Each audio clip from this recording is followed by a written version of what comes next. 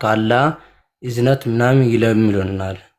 ስለዚህ ለዛ ነው። አማላጆች ናቸው ማለት ነው። አህመድ መላእክቶች ይለምኑልሃል ስላንተ አይደለም። አዎ እስትግፋር ካደረጉ ያደርጉላል። አሁን ሁለተኛ ጨመረ። ኦኬ ሰላም ብያለሁ። እንግዲህ እንደተባላችሁት ቃልን ፎሎ አድርጉት፣ ቃልን ፎሎ አድርጉት፣ ሪፖስትም አድርጉለት። ቪዲዮ የሰራቸው ስላሉ ላይክ ሪፖስት አድርጉለት፣ ተደራሽነት እንዲኖረው ደጋግሞ ምላሽ ይሰጣል። ብዙ ጊዜ ላይ እይታዎቹ ደካማ ስለሆኑ ሪፖስት አንዴ ብታነሱለት ከዛ በኋላ በራሱ ሪከመንድ ያደርጋችኋል እንድታዩትም ሰው ጋርም እንዲደርስም ማለት ነው። አንዴ አውጡት የተያዘውን ማለት ነው። አንድ ያስለቀቁለትና እንደዛ ነገር ከፍ አድርጉት። አንዴ በደንብ አካውንቱ ተተንቀሳቀሰ የምታይ ቻንሱ ሀይ ነው የሚሆነው እና ራሱን እንዲችል ደግሞ አድርጉት። ከኔ ቤት በቅርብ ይባረራል። ራሱን እስኪችል ድረስ ግን አሁን አካውንቱን ከፍ አድርጉለት። ሳሚ እንኳን ደህና መጣ። ሰላም ብያለሁ። ለፎዬ እንደነ ቃል ስለሆነ ዴቨ ሁላችሁም እንደናችሁ ተመልካቾች ሁሉ ሰላም ነው። እንኳን አደረሳችሁ። እንኳን አብሮ አደረሰን። ሁላችሁም ሰላም ብያለሁ በድጋሚ። ኦራይት ዛሬ የምንመለከተው ስለ መላእክቶች ይሆናል። ስለ መላእኮች ይሆናል ማለት ነው። በእስልምና መላእክቱ ምን ቦታ ነው ያላቸው? ምንድን ነው ጥቅማቸው? ማለት ብዙ ጊዜ እኛን ሲቃወሙን ይታያል። ከመላእክት አገልግሎት ጋር የተያያዘ ጥቅማቸው ምንድን ነው? በእስልምና የመላእክት ጥቅማቸው ምንድን ነው? እሱ ይሞታሉ አይሞቱም? እና እኛ አሁን ለምሳሌ መላእክቶች ይራዳሉ፣ ያማልዳሉ ምናምን ስንል ብዙ ጊዜ ላይ እንደማይቀበሉት ሲናገሩ እመለከታለሁ። በእስልምናስ መላእክቶች መርዳት ይችላሉ ወይ ሙስሊሞችን? ወይንስ መጉዳት ነው የሚችሉት? ጥቅም ነው የሚያመጡት ወይንስ ጉዳት ነው? ያማልዳሉ ወይ? ይህንን የምንመለከት ይሆናል ማለት ነው። ኑሬ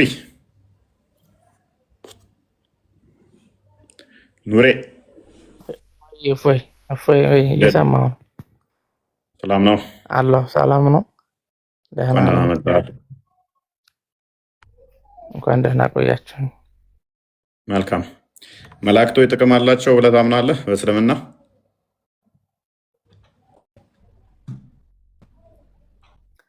ዲቴይል ማስረዳት አልችልም። በእርግጥ ያው አስተምሮት አለኝ እያልክ እየተከታተልኩ ነው። ጥቅም አላቸው በእርግጥ። አሁን ምንድን ነው የሚጠቅሟቸው አሁን ለእናንተ መላእክቶች?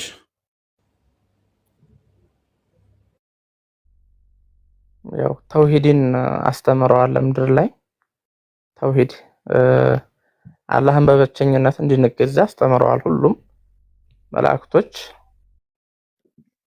ለማን ነው? ለነቢያት ነው ያስተማሩት ወይንስ ለግለሰቦች? አይ ለነቢያቶች። ኦኬ። ለእናንተስ አሁን እንደ ህዝብ ምንድን ነው የሚጠቅሟችሁ? እሺ አንድ መልእክት በማምጣት በሚለው እናካተው። ሌላስ?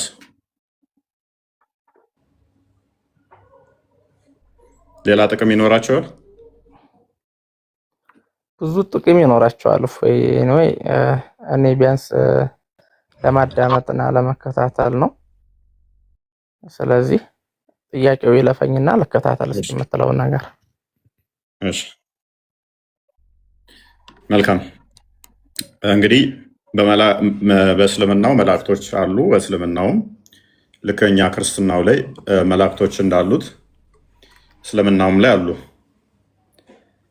ምንድን ነው ጥቅማቸው የሚለውን ይሆናል ማለት ነው የምንመለከተው።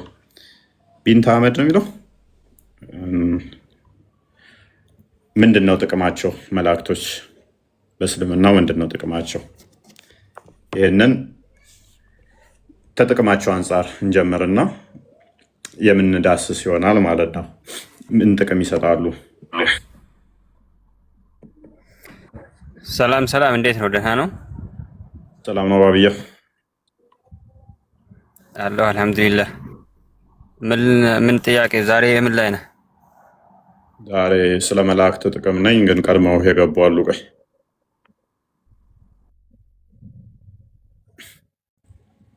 ከስር አረብኛ ስም ቦስ እንኳን ደህና መጣችሁ።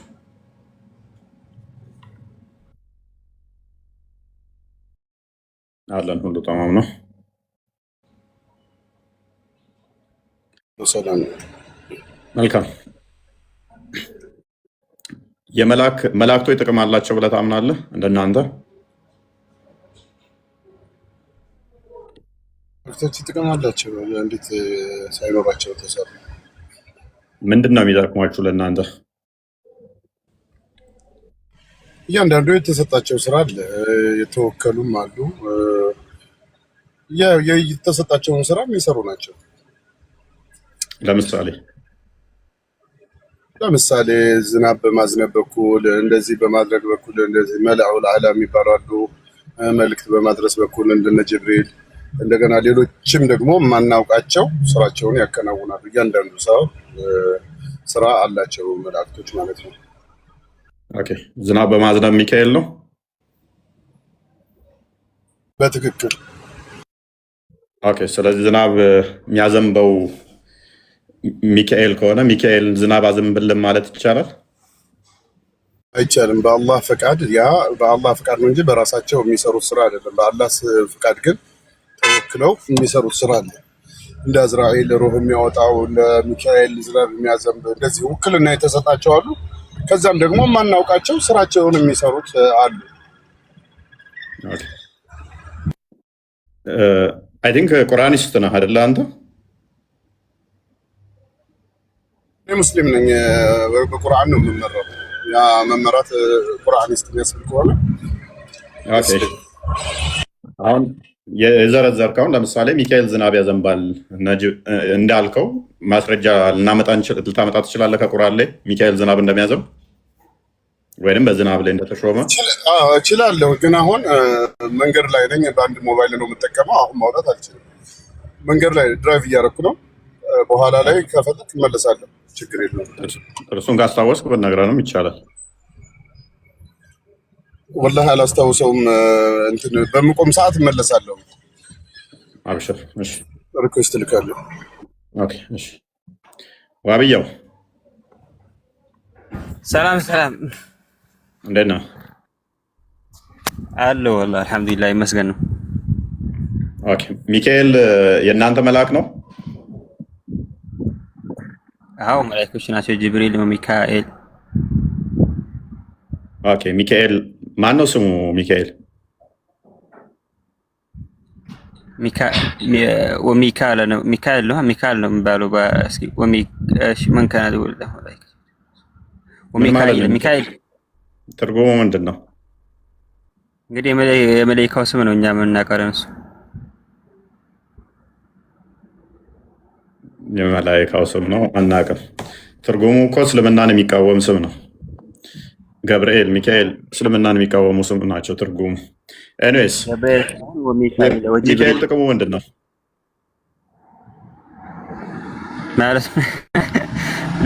ማለት ሚካኤል ያው መላእክታ ነው። የአላህ መላእክታ ነው። ጠቃሚ ነው። እሱ እንግዲህ አላህ የሚያውቀው። ለምሳሌ አሁን እሺ በክርስትና ይጠቅማል? አዎ በክርስትና ይጠቅማሉ። ሶሪ ምን ነው ጥቅሙ? በክርስትና ጥቅሙ ምንድን ነው? አገልጋዮቻችን ናቸው። ይራዱናል፣ ከክፉ ነገር ይጠብቁናል። እናንተን ከእግዚአብሔር በታች እነሱ ይጠብቋችኋል? በተሰጣቸው ስልጣን ይራዳሉ። ከክፉ ነገርም ከአጋንንት ምናምን ይዋጉልናል። ለምሳሌ አጋንንት ሴጣን ይጎዳኛል ብለህ ታምናለህ? ያው ይጎዳኛል ብዬ አምናለሁ። ግን የሚጠብቀኝ ደግሞ አንድ አላህ ነው። እኔ ዚክር አለ የምንለው ዚክር አለ። ያን ዚክር ብዬ እወጣለሁ። ሴጣን ይጎዳሃል። ሴጣን እንደሚጎዳ ታምናለህ? ሸይጣን እኮ ይጎዳል ሰውን ማለት ደካማ ነው። እሱ መጎዳት ደካማ ነው። ምኑ ነው ደካማው? ከጎዳ ከቁርአን ውስጥ ይላል መሰለህ እነ ከይደ ሸይጣን ካና ባይ ፋይዳ ለማመን ነው። የሴጣን እንትኑ ደካማ ነው ቢልም መሐመድን ለምሳሌ በሰይጣን ስራ ቁጥጥር ስር ውስጥ ሆኖ አትሊስት ከ6 ወር እስከ 3 ዓመት ያህል ብቻውን ከሚስቱ ሳይገናኝ ወሲብ እንዲገናኝ አድርጎታል። የደካማነት የለም። ድግምት ተሰርቶበት መሐመድ ብቻውን ወሲብ ሲያደርግ አልነበረም? ወሲብ ያደረገ ይመስለው አልነበረም? ድግምት ተደርጎበት ወሲብ ያደርግ ነበር። ብቻውን ከሚስቶቹ የተገናኘ እየመሰለው ያደርጋል ነበር። ለምሳሌ ልክ እንደ እናንተ ተኝተን በህልም እንደምናየው ከሚስቶቹ እኔ አንተ አትበል፣ አንተ ራስን ቻልና አንተ የምታደርግ ከሆነ ራስን ቻል። አንተና እኔ እንደምናደርገው ትለኛለህ እንዴ? አስበህ ነው። ራስን ቻልና እንደ መሐመድ አንተ የምታደርግ ከሆነ ልክ ጠይቼ እንደማደርገው ወል በህልምህ ምን ነፍስከ አዳምጠኛ እንዴ? ከመሐመድ ጋር አመሳስለኸኝ እኮ እናንተ እንደምናደርገው እያደረገ ነበር ትለኛለህ እንዴ? መሐመድ ከ6 ወር እስከ 3 ዓመት ድረስ ይላሉ ከሚስቶቹ ሳይገናኝ ድግምት ተሰርቶበት የተገናኘ ይመስለው ነበረ አይደለ?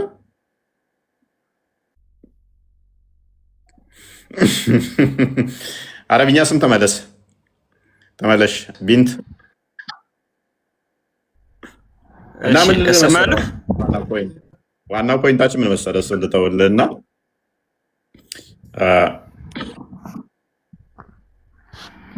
በቂያማ ቀን ሁሉም ይጠፋሉ አይደለ? ሁሉ ነገር ይጠፋል ያለ ፊት ሲቀር ይላል አይደለ? አዎ ይጠፋሉ። ግን እኔ አሁን የቅድም ያለት የፈለኩት ማለት ነው ማንኛውም ሰው ተኝቶ ህልም ያያል። የሰው ልጅ ተው በቃ እሱን ተውና ወደ ቶፒኩ ተው በቃ እሱ መሐመድ እኮ ተርታውን እኮ ነው ከ6 ወር እስከ 3 ዓመት ድረስ ማለት አስበው እስኪ ከሚስቶቹ ሳይገናኝ የተገናኘ እየመሰለው ብቻውን እንትን ሲል ምን ደስታ ነበር የሚሰማው? ምንድን ነበር የሚሰማው? አስበው እስኪ ከሚስቶቹ ሳይገናኝ ከባድ ነው። ኤኒዌይስ መለሱና እኔ ልንገርህ ማንኛውም አለበት ነው ማንኛውም ሰው ሌሊት ላይ ይጀንባል። በእስልምና መጀነብ ማለት ነው ማለት እሱም ተው፣ ይሄ መጀነብ ጉዳይ አይደለም፣ ጀናባነት ጉዳይ አይደለም። ጀናባ ብዙ ቀን መሐመድ አይሻ በእጇ ጀናባውን ትጠርግለን ነበር፣ ታጥብለን ነበረ። ይሄ ጸጉሩ እስኪነቃቀል ድረስ እኮ ነው ከ6 ወር እስከ 3 ዓመት ድረስ። ይሄ ስፔሻል ነው፣ ልዩ ነው። እኛው ከጀናባ ጋር ስለማይገናኝ ማለት ነው። እንተወሱ ቶፒካችን ቶፒኩ ስላልሆነ እንተውና በጊዜው በቶፒኩ ላይ እናወራበታለን፣ ወይም አስፈላጊ ከሆነ እሱ ላይ ሌላ ጊዜ ላይ በደንብ አስተውል። ምንድነው የኛ ጥያቄ?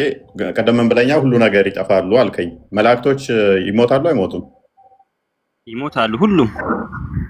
ኦኬ ከዛስ ይነሳሉ? ከዛ ወላሂ አላውቅም። ይነሳ አላውቅም፣ ግን ሁሉም ሰው እንደሚያውቅ አውቃለሁ። መጨረሻ ላይ አላህ እንዳውም ይፎክራል። እኔ ነኝ የሁሉ ፈጣሪ፣ ከኔ በቀር ማን አለ ጌታ፣ ማን አላችሁ ምናምን ብሎ ይፎክራል አይደለ? አዎ አላህ መጨረሻ ላይ ሁሉንም ሀታ ነፍስ የሚያወጣውን መለከል ሞት ራሱ ይሞታል። ሁሉም መድር ካለቀ በኋላ ይናገራል። አላህ ማን ነው አለሁ የምትሉት? የት አላችሁ? መንግስት ነኝ የምትሉት፣ አምላክ ነኝ የምትሉት የት አላችሁ ብሎ ይናገራል አላህ። በሚፎክርበት ሰዓት ላይ ማንም አይኖርም፣ እሱ ብቻ ነው የሚሆነው አይደለ? አዎ እሱ ብቻ ነው የሚሆነው። ኦኬ ታዲያ ይሄ እኮ ጅልነት እኮ ነው። ማንም በሌለ ቤት ውስጥ ገብተህ ዘራፍ እኔ የሚበልጣል ጀግና ነኝ ብትል አንተ ቤት ውስጥ ሰው ከውጭ ድንገት ቢመጣ ቢያይህ እኮ ጅል ነህ ነው የሚልህ። አላህ ሁሉን አጥፍቶ ማን አለ ከኔ የሚበልጥ ማን አለ ጀግና እያለ ቢፎክር እኮ ጅልነቱን ነው የሚያሳየው። ሁሉን ፍጥረት አጥፍቶ ምንም ሳይኖር ብቻውን መፎከር ምን ይሉታል? ይሄ እኮ ለእኛ ትምህርት ነው። አንተ አሁን መረዳት ያለብህ ነገር ለእኛ ትምህርት ነው። አላህ መጨረሻ ላይ እንደሚያጠፉ መላእክቶች ሁሉ እንደሚጠፉ ለእኛ ትምህርት ነው እንጂ የተናገረ ያለው እሱ መፎከር አለመፎከር እኮ ምንም የሚያደርግለት ነገር የለም። እሱ ለእኛ ትምህርት ነው። ገብቶሃል? ኦኬ ያ ፉከራውን አሁን ታውቁታላችሁ፣ ነግሯችኋል እንዲህ ብዬ ፎክራለሁ ብሎ። አዎ አላህ ሁሉንም ሰው ካጠፋ በኋላ አነ ልመሊክ ይላል ሱብሓነሁ። ኦኬ ያንን ፉከራ እንዴት ነው ተለማምደህ አታውቅም? ቤት ዘግተህ ሰው በሌለበት ያለ ፉከራ እንደዛ ማለት ነው። ምንም በሌለበት ብቻችን መፎከር። ግን ዋና ፖይንቴ ምን መሰለህ? ኦኬ መላእክቶችም ይጠፋሉ። አንድ ጊዜ መላእክቶችም ይጠፋሉ አልከኝ፣ ብቻውን ይፎክራል። ኩል እሺ፣ መላእክቶች ይነሳሉ የሚል ማስረጃ አለ? እንዴት ነው የሚነሱትስ? ትንሳኤያቸው መላእክቶች ምንድን ነው? እንዴት ነው ማለት? አላህ ነው የሚያነሳቸው። እሱን እኮ አላህ ኩን ፈየኩን ነው ይሆናል። እንግዲህ አላህ ያለው ኩን ፈየኩን ለትንሳኤ አይደለም እሱ። አይ የአላህ ትእዛዝ በማንኛውም ሰዓት ማድረግ የሚፈልገውን ነገር ሁን ነው የሚለው፣ እሱ ይሆናል እኮ። ትንሳኤያቸው እንዴት ነው? ምክንያቱም የሚሞቱት ወደ መቃብር ገብተው ተቀብረው ከዛ በኋላ ፈሳሽ ነገር ከአርሽ ለቆ እነኛ መቃብር እንትን ብሎ እንደ አዲስ ይቀሰቅሳቸዋል። እነኚህ ግን መላኢኮች ግን እንዴት ነው እሱ የሚነሱት? እንዴት ነው እሱ ሞተው የሚነሱት? እሱ ነው አሁን ላይ እውቀቱ የለኝም። እስኪ አጣርቼ እነግርሃለሁ። ግን ባይሆን እንዴት ነው እናንተ ከሞታችሁ በኋላ ትነሳላችሁ? ክርስቲያኖች በደንብ እንነሳለን። አሁን መላእክቶችን ግን በደንብ አስተውል። ቁርአን ውስጥ መላእክቶች ይነሳሉ የሚልም የለም፣ ሽታውም የለም፣ በሐዲስም ላይ የለም። ይሁን ለማንኛውም ግን የሆነ እዚህ ከመጣሁ እዚህ መጣ ከጀመርኩ አንድ 5 ቀን ምናምን ሆኖኛል። ያለፉት 3 ቀናቶች ምናምን ያስተማርከው ትምህርት ትንሽ ስህተት አለባቸው። ለምሳሌ ልንገርህ፣ የዛሬውን አረብ የዛሬው ስህተት አለበት እያልኩ ያለሁት ትናንትናም ነበርክ፣ ትናንት ወዲያም ነበርክ፣ ሁል ቀን አለህ እኮ የተወያየህ እኮ እየወጣህ ነው። ምንድነው ስህተት አለበት የምትለው? ተስማምተህ እየወጣህ አይደለም። አጥርቼን እየመጣሁ ያለሁት ማለት በሳሳተ መንገድ የተረዳህ ነበር። ለምሳሌ ምንም አይነት ማስረጃ የለም እያልክ ነበር ስለ ነጃሺ መስለም። ሁለተኛ ደግሞ እሱ የቆየ ነው፣ ማስረጃ የለም። እሱ ዋብያው ለታሪኩ ዋብያው የታሪክ ምሁር ነኝ ለሚላችሁ አዳምጥ። የታሪክ ምሁር ነኝ ለሚለው ሰውያችሁ ውይይት ጥሪ አቅርቤለታለሁ። ንገረው የታሪክ ምሁራችሁ መጽሐፍ የጻፈበት ይምጣና ይወያየኝ በናጃሺ ጉዳይ ለሚፈልገኝ ከሆነ። ከዛ ውጭ ነጃሺ ጋር አሁን ቶፒካችን አይደለም። ለምን እሱ ያስፈልጋል? ያስደሃለው ተረጋጋ፣ ቆይ ቶፒካችን አይደለም እሱ እና በደንብ አስተውሉ። መላእክቶችን በተመለከተ እንግዲህ ዋብያው ምንድን ያለን? ይሞታሉ፣ ይነሳሉ ወይ? አላሁ አለም፣ አይታወቅም ማለት ነው። ሀቢብ እንኳን ደህና መጣ ብያለሁ። እና ስለ ኢትዮጵያ ላኩት ፕሊስ፣ ቆይ ዋብያው ጣልቃ ትግባ። ሰላም እንኳን ደህና መጣ ብለናል እኛ። መልካም ኑሬ ኦኬ ልስማ ብሏል። ምንድን ነው ማይክ አንስተ ነበር? አይ ሰዎች አንዳንድ ጊዜ ጥያቄ ሲጠይቁ አንድ የሃይማኖት አስተማሪ ነኝ ያለ ሰው መሳቅ አስፈላጊ ነው አይደለም፣ እንደዚህ ለበጣ መያዝ ምናምን እንዴት አየኸው? ሌላው ደግሞ አንድ ሰው ሊማር ከገባ በትክክል ጥያቄውን ጠይቆ ተገቢውን ምላሽ እስካገኘ ድረስ ከዛ በኋላ ነው ማስወጣትም ሆነ ማውረድ የሚያለብህ ብዬ አስባለሁ። ለምሳሌ እኔ አሁን ልጠይቅ ለምን ልማር ነው የገባሁት ወይም ላዳምጥ ነው የገባሁት። ስለዚህ ምን እንርዳ? ተቀመጥክ እኮ አላቅም ብለህን እኮ ተቀመጥክ። ኖ እኔም እሱ ላይ ደግፈዋለሁ። እኔን አይደለም ታወርዳለህ። እኔማ እፎይ እኔ እኮ አዳማጭ ነኝ። ምንም ያልኩት ነገር የለም። አዳማጭ ኑሬ ከገባ ጀምሮ ማንን ሳወርድ አየህ? ቦስም ከሆነ ቆይ መረጃ ስለው አይ በቃሌ አላውቀውም ፈልጌ ይዤ እመጣለሁ ብሎ ነው የወረደው። ዋብያውም ከሆነ አላውቅም ነው ያለው፣ መረጃም አያውቅም። ሐዲስም የለም ቁርአንም የለም አልኩት። መረጃ ያለኝ ካለ ይኸው እዚሁ አለ። ሌላ ማንን ሳስወርድ አየህ?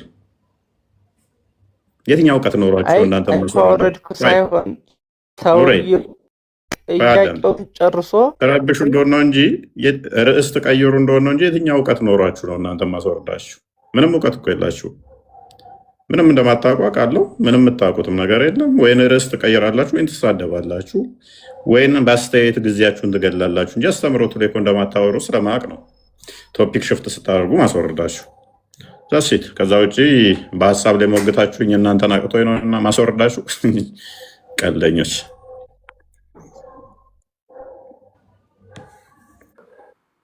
ኤኒዌይስ ችግር የለውም ቀጥልሽ።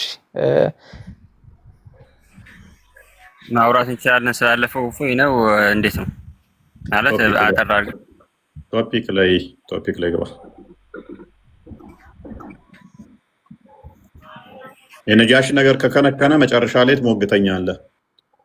አይ ነጃሺ ብቻ ሳይሆን አሁን ለምሳሌ ለኢትዮጵያ ስለተላኩት ያልከው ነብያቶች ለኢትዮጵያ ተልከዋል ወይ ምናምን ብለህ እየጠየቀ ነበር። ሁለተኛ ደግሞ በእኔ ትናንትና አወራን። እሱ መልስ የለህም ነበር እኮ ትናንትና አላቅም ብለህ ነው የወጣኸው እኮ። ያው ተመሪ መጣሁ አሁን እንትኖችን ደብተሮችን መቃወችን አገላብጬ ዋብያው የሆነ ነገር አንብበህ በመጣ ቁጥር የዛሬ 15 ቀን ከወር በፊት ያወራሁትም ጥያቄ ሲሆንብህ የሆነ ያወቅህ ሲመስልህ ከዛ ደግሞ ከዚህ በፊትም አላቅም ብለህ የወጣኸውን ጥያቄ ሲመስልህ በመሀል ላይ እየገባ ዝም ብለህ አታደበላልቀው። የማይገናኝ ጥያቄ ከሆነ መጨረሻ ላይ ትጠይቃለህ። በቃ እሱ መልስላለሁ ዛሲት። አይ እንጂ በአንዴ ሁሉን ነገር አንደበላልቅም። የሆነ ነገር ያወቀን ሲመስለን እነዛን ሁሉ ዘና አንመጣም ማለት ነው። ኦኬ መልካም። ምን ዝም ጠይቀው አንድ ጥያቄ አለኝ። እሺ ስትፈቅድልኝ ትነግረኛለህ? ችግር የለውም። እሺ ምን ዝም ሰላም ቢያለው። በመጀመሪያ ሰላም ናችሁ? እንኳን ደህና መጣ። እንኳን ደህና ቆያችሁ። መልካም። መላእክቶች ምንድነው ጥቅማቸው እንደ እስልምና? መላእክቶች ያው ራሱን የቻለ እንትን አለው፣ ግን አንተ አስተምሮቱ ላይ አብዛኛው ጊዜ ያስተማርክ ሰውም ፖለቲካ እየሰራ ነው። አላህ ይፎክራል ስትጽፍ ነው። አላህ ይፎክራል ያልኩት እኔ ሳልሆን ዋብያው ነው ያለው። የእሱ ንግግር ነው። እንደዛ አይባልማ። አላህ ይፎክራል ብለህ ጨዋታ ሲቀር ዋብያውን ንገረው። ዋብያው ነው ያለው። ከዋብያው ጋር አወራለሁ፣ ችግር የለውም። አንተ ስትል ሰማሁ፣ እሱ አልሰማሁም። ጎበዝ። መፎከር ማለት ምን ማለት ነው? ቆይ መፎከር ማለት ምን ማለት ነው? መፎከር ማለት መልሰህ ጠየቀኛለህ እንደ አስተያየት የሰጠኸው ምን ማለት ነው? ምን ማለት ነው መፎከር ማለት? ፉከራማ ፉከራ ነው። ሌላ እንትን ቃንቃ ፈጥሬ ላምጣል እኮ። ፉከራን አብራራው እስቲ። አላህ ይፎክራል አይፎክርም? እኔም አሳይሃለሁ። የተጠቀመው ቃሉን ዋብያው ነው። ይፎክራል አይፎክርም? ከዛ ከኔ ጋር ታወራለህ። ቀጣይ ፉከራ ማለት ዲፋይን አድርገው። ምን ማለት ነው? ፉከራ ማለት እንዳንተ ማለት ነው። የራሱን እምነት ትቶ የሰውን እምነት ማቆሸሽ ማለት ነው። ለምሳሌ እንዳንተ ማለት ነው። ኦኬ። ስለዚህ አላህ እያቆሸሸ ነበር። እናመሰግናለን። የራሱን ትቶ ክርስቲያኖች ስላንተ ያወራው ነው። ችግር የለውም። ቴንኪው። በቃ አላህም እንደዛው ነው። በአንተ ያፈለከው ማለት ትችላለህ። እናውቃለን። ችግር የለውም። አሁን ቶፒኩ ላይ ትገባለህ፣ ትወርዳለህ። አንተ አልቅስበት በቶፒኩ ኖርማል ነው። ችግር የለውም። በቃ እቺን አስተያየት ለመስጠት ነው የገባው። መልስ የለም። እኔ መልስ ቢሰጠም አንተ የምትቀበል ሳይሆን ፖለቲካ በማያውቁ ልጆች ፖለቲካ ቴንኪው። በቃ ከስር ሆነህ ትማራለህ። ምክንያቱም ልታለቅስ ነው የገባው። ኤኒዌይስ አላህ እንደሚፎክር እኔ ላሳየህ እችላለሁ መረጃውን፣ ግን ለመጀመሪያ ቃሉን የተጠቀመው ዋብያው እንጂ እኔ አይደለሁም። እኔ ግን ላሳየህ እችላለሁ በሀዲስህ ላይ እና ደጋግሜ የነገርኳችሁ ሙስሊሞች እኔ ጋር ገብታችሁ እናንተን ፈርቼ ማስወጣበት ምንም ምክንያት የለኝም። ግን መልስ የላችሁ። መልስ ስለሌላችሁ ታለቅሳላችሁ ገብታችሁ። ዳሴት ከስር ያላችሁ እህት ሙስሊሞች ወንድሞችም በደንብ አስተውሉ። ለእሶ ፖለቲካ ራሳቸው ይሰሩና ፖለቲካ ትሰራለህ፣ ትሳደባለህ ይላሉ። ምን ብዬ ተሳደብኩ? እኔ ምን አልኩ? ምንም። ጥያቄ ብቻ ነው የጠየቁ። ገና አምላክህን አታውቅም? ስለ አላህ ስትጠየቅ አትጠይቁን፣ ስለ አላህ ማውራት የለብንም አላችሁ። ከዚህ በፊት ስለ ሙሐመድ ሳወራ ስለ ሙሐመድ መጥፎ ነገር አትንገረን ብላችሁ እፎይ ይገደል፣ ይቆረጥ፣ ይፈለጥ፣ ይታሰራላችሁ። ተውኳችሁ ሙሐመድን ማንሳት። ስለ ሙሐመድ ማንሳት በቃ አሳዘናችሁኝ፣ ተውኩኝ። የሙሐመድን ዘግናኝ ነገሮች መስማት ስለቀፈፋችሁ ይታሰር፣ ይጎለል፣ ይገደል ምናምን ተረረም ስትሉ ተውኳችሁ። ልክ ሙሐመድን ስተዋችሁ ትንሽ ጋብ አላችሁ። ይታሰር፣ ይፈለጥ፣ ይቆረጥ የሚለውን ተዋችሁ። ምክንያቱም ያንን ቆሻሻ ልምምዶች ማውጣት ተውኩኝ። በቃ አይ ዜና የሚዘገንናችሁ ከሆነ ብዬ ተወት አደረግኩላችሁ። ከዛስ ስለ አላህ ሳወራ ደግሞ ሊከፍለን ነው ምናምን ብለው አለቀሳችሁ። እንደዚህ ታሪካዊ ነገሮችም ስናወራ ደግሞ ሌላ እየየ ይሄ ያዋጣችሁ። ኑሩ ተመለስ አለሁኝ። እንኳን ደህና መጣ። እኔ ጠይ ኑሩ ኑሩን ነው ከስር ኑሩን ሐመድ ነው የሚለው። አይ ኑሩ ሐመድ በሽር አንተ ኑሬ ነህ። ተመለስ ኑሩ። የለም ኑሬ ተመለስ አለሁ። እንኳን ደህና መጣ። እፎይ እንዴት ነህ? ሰላም ነው? አማን ነው? መስገና። እኔ ለስድብ አይደለም የመጣው። ቆይ ትንሽ ላዳምጥና እገባለሁ። ለዛ ነው ሚውት ያልኩት። እሺ ኤም ሰላም ብያለሁ። እንኳን ደህና መጣ።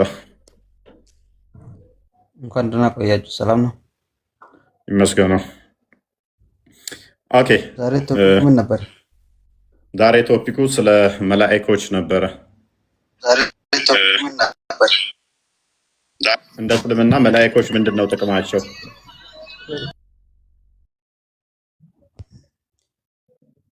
ጥቅማቸው ብዙ ነው፣ ግን 1 2 3 ልንገርህ። እሺ ቀጥል። አንድ ከአላህ ትእዛዝ አምጥቶ ወደ ነቢያት መላክ። እሺ አንድ። ሁለቱ ደግሞ አላህ የነሱ አሁን ትላልቅ መላእክት የሚባል እኛ ጋር 10 አለ። እሺ 10ሩም ከነሱ ውስጥ ጥሩና ነገር የሚጻፉት አለ።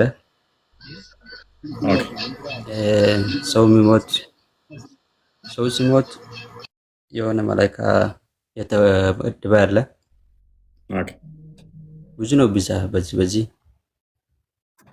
ከመሞታችሁ በፊትስ በምድር ላይ የሚጠቅሙ መላእክቶች ምን? አሁን ለምሳሌ ለአንተ መላካው ምን ይጠቅመሃል? ለምንድን ነው የማይጠቅመው? ምን ይጠቅመሃል? አሁን ባለህበት ህይወት ላይ እየጠቀሙህ ያሉ መላእክቶች አሉ አሁን አንተን? አለ። ምን ለምሳሌ ምን እያደረገ? አሁን ሰው ሲተኛ የሆነ እንስሳቶች ምናምን አለ። እሺ አንተ ከተኛ ባላው እኮ ትንንሽ ነገር የሆነ ቤት አንተ ከገቡ የሚጠብቁ አሁን እነሱ ናቸው። መላእክቶቹ ይጠብቁሃል ለሌሊት እንስሳ ቤትህ እንዳይገባ? አዎ ትናንሽ ነገሮች ያንተ አፍ ያንተ ጆሮ ምናምን ውስጥ እንዳይገቡ። ኦኬ ስለዚህ ጠባቂ መልአክ አለ ማለት ነው። ስለዚህ መላእክቶች ይጠብቁኛል ማለት ትችላለህ ማለት ነው። ስተኛ አውሬ እንዳይገባብህ፣ እንስሳ እንዳይገባብህ። ኦኬ ሌላስ ምን ጥቅም አላቸው? በደንብ አስተውሉ። አንደኛ ከአላህ መልእክት ያመጡልናል አለ። ሁለተኛ በመቃብር ውስጥ እንትን የሚሉ አሉ አለም የሚጽፉ አሉ። ሶስተኛ ስንተኛ የሚጠብቁን አሉ። አውሬም እንስሳም ትላትልም ወደ እንትናቸው ወደ አፋችን ወደ አይናችን እንዳይገቡ ጠባቂ መልአክ አለን እያለ ነው። ጠባቂ መልአኮች አሉን። ሶስት ሌላስ ጥቅም አለ? ዝናብ የሚያዘንብ አለ። ዝናብ የሚያዘንብላችሁ መልአክ አለ። በአላህ ፍቃድ ማለት ነው። ኦኬ በአላህ ፍቃድ ዝናብ የሚያዘንብላችሁ አለ። ስለዚህ ዝናብ የሚያዘንብ አለ፣ ሌሊት የሚጠብቃችሁ አለ። ብቻ የተለያዩ ክፍፍሎች አላቸው ማለት ነው። መልካምና መጥፎ የሰራችሁት የሚጽፍ አለ። እንደዛ ነው። ስለዚህ ዝናብ አዝንብልን፣ ሌሊት ከአውሬ እንዳይገባብን ጠብቀን የምትሉት መላእክቶች አሉ ማለት ነው። መልካም ደን በደንብ አስተውሉ። ከስር ብዙ ጊዜ ሙስሊሞች እኛ ጋር ሲመጡ የሚቃወሙት መኪና ታፔላችሁ ላይ ሚካኤል ጠብቀን ትላላችሁ። ለምን ትላላችሁ እንዴ? ከፈጣሪ ከአንዱ ፈጣሪ በስተቀር ጠባቂ የለም የሚለው አልነበረ? አሁን ወንድማችን ግን ምን አለ? ሌሊት ሲጠብቁ የሚያድሩ አሉ። ቆይ ሌሊት ሲጠብቁን የሚያድሩ አሉ። በየቴሌቪዥን ፕሮግራማቸው ላይ ገብርኤል ጠብቀን ሚካኤል ጠብቀን ለምን የምትሉት? ሌሊቱን ሙሉ ሲጠብቀ የሚያድረውስ? እኛስ መኪናው እንዳይጋጭሽ ይጠብቃሉ። ሌሊት ገና ለገና አውሬ ይገባብኛል አይገባብኝም ብሎ ሲጠብቅ ሴፍ ዞም ያድራለ ማለት ነው። እንደውም የሆነ ቪዲዮ አይቼ ነበረ። ተኝተው የአኒሜሽን የተሰራ በሙስሊሞቹ እንደዚህ ሲከላከልላቸው ጨረስክ? ቀጥል። እሺ አንተ ያልከውና አሁን እኛ እነዚህ መላእክቶች እኔ የነገርኩት እነሱን እኛ አንለምንም፣ አላህ ጌታ ነው የምንለምነው። ልዩነቱ እዚህ ላይ ነው። ነገርከኝ እኮ ቀደም። መላእክቶቹ ይጠብቁሃል አይደል አልኩህ። አዎ ይጠብቁናል። መላእክቶቹን አሁን ያመጣው በመኪና ላይ በዚህም መሰረት ሚካኤል የሚጠብቅ ከሆነ ገብርኤል የሚጠብቅ ከሆነ ሌሊቱን እኛስ ታዲያ ይጠብቁናል ብንል ምንድን ነው ችግሩ? ሽርክ መስሏቸው ብዙ ጊዜ እኛ ጋር ሲጠይቋቸውም ሰምታችኋል አይደለ? እዚህ ሲገቡ ለምንድን ነው ጠብቁ የምትሉት? እንደዚህ መላእክቶች ይጠብቁን የምትሉት ምናምን ሽርክ ማለት ነው ባላ ላይ ማጋራት። የሚጠብቀው አላህ ነው የሚጠብቅህ ወይንስ መልአክ ነው የሚጠብቅህ? አንተን አላህ ነው የሚጠብቅ፣ ግን ዘበኛ ነው። አላህ ነው የሚጠብቀው ግን ዘበኛ ነው። አላህ ነው ዘበኛ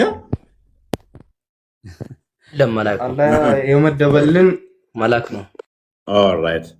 ስለዚህ ያ ዘበኛውም ይጠብቀሃል ማለት ነው። አላህ መድቦልሃል፣ ዘበኛው ደግሞ አንተን ይጠብቃል አይደለም? አይደለም፣ አላህ ብቻ ነው የሚጠብቀው። አሃ ዘበኛው አይጠብቅህም? አላህ ብቻ ነው ጠባቂ። ዘበኛ ያለ አላህ ፍቃድ ምንም ማድረግ አይችልማ። ያድርጋ እኮ ነው ያለ አላህ ፍቃድ አላልኩም፣ ግን በአላህ ፍቃድ ዘበኛ ይጠብቃል አይጠብቅህም? ነገር ይደረጋል በአላህ ፍቃድ ከሆነ ማለት ነው። ቴንክ ዩ። እኛም እያልን ያለ ነው ያንን ነው። መላእክቶች ይጠብቁናል ስንል በፈጣሪ ፍቃድ ለዛ ስለተሾሙ ያገለግሉናል፣ ይጠብቁናል ስንል ለምንድን ነው ሽርክ ነው? መላእክቶች ምናምን ይሄ ራማ ሚዲያማ አይታችሁት ከሆነ በየጎዳናው ላይ እየሄደ ሚካኤል ገብርኤል አይጠብቅህም እንደዚህ ጠባቂ ምናምን እያላችሁ አትበሉ እያለ በየሚዲያ ላይ ሞንታርቦዞ የሚፎክረው አይደለም። ሜዳ ላይ ስትወጣ መኪና እንዳይገጭ ተውና ቤት ተኝተህ አውሬ ገና ለገና በርህን ቆልፈህ ዘግተህ እንኳን አውሬ መጥቶ እንዳይገባብኝ ብለህ የምታስብ ሰውዬ ተኝተህ ብርድ ብርስ ውስጥ ገብተህም ስላላመንክ የሚጠብቀኝ መልአክ አለ ብለህ ታምናለህ? አረ እንደሱ አለ ሙፎ የሚጠብቀን አላህ። ስለዚህ ኤምና አህመድ ተሳስተዋል ማለት ነው። አይጠብቃችሁም መልአክ? የሚጠብቀን አንድ አላህ ነው። ስለዚህ መላእክቶች አይጠብቁም ማለት ነው። ኤምና አህመድ ሽርክ አድርገዋል ማለት ነው። አሻርከዋል ማለት ነው። ማለት እነሱ እያሉ ያሉት እኮ አንተ አንደርስታንድ አላደረካቸው። እነሱ እያሉ ያሉት አድርጊያቸዋል። አንድ ስማ እዚህ ጋር እነሱ እያሉ ያሉት በአላህ ፍቃድ ነው ማለት እኛ ከፈጣሪ ፍቃድ ውጭ ነው የሚጠብቁን ብለናል። እኔም ያልኩት በፈጣሪ ፍቃድ ነው። ባብያው እኔ ላስረዳ እኔ አላምንም። ቆይ በአላህ ፍቃድ ይሄ ሚካኤል ይጠብቀኛል ብዬ ይሄን አላምንም። እኔ የሚጠብቀኝ አንድ አላህ ብቻ ነው። ለይት ደግሞ ስንተኛ ዋብያው። ስለዚህ እነሱ እንዳሉት በአላህ ፍቃድ ሌሊት የሚጠብቅ መልአክ አለ የለም? ሌሊት የሚጠብቀኝ አላህ ነው የሚጠብቀኝ። ስለዚህ መልአክ አይጠብቅም። እነሱ ያሉት ስህተት ነው ማለት ነው። ቆይ አንዴ ኤም። ስለዚህ ኤም እና አህመድ ያሉት እያሻረኩ ነው ማለት ነው በአንተ አነጋገር። ምክንያቱም